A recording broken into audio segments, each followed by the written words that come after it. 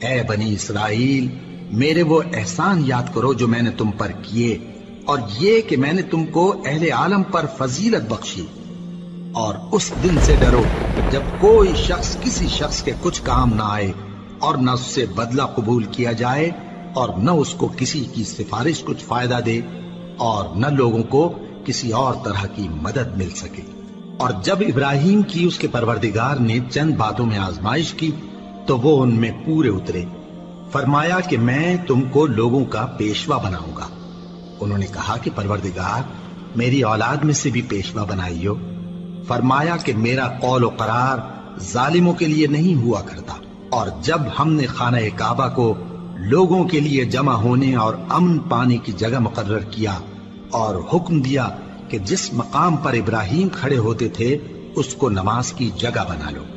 اور ابراہیم اور اسماعیل کو حکم بھیجا کہ طواف کرنے والوں اور اعتکاف کرنے والوں اور رکوع کرنے والوں اور سجدہ کرنے والوں کے لیے میرے گھر کو پاک صاف رکھا کرو۔ اور جب ابراہیم نے دعا کی کہ اے پروردگار، اس جگہ کو امن کا شہر بنا، اور اس کے رہنے والوں میں سے جو اللہ پر اور روز آخر پر ایمان لائیں ان کے کھانے کو میوے عطا فرما، تو اللہ نے فرمایا کہ جو کافر ہوگا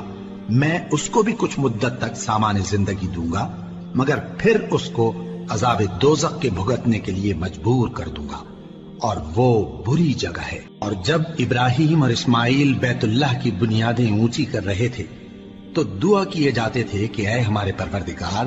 ہم سے یہ خدمت قبول فرما، بے شک تو سننے والا ہے، جاننے والا ہے۔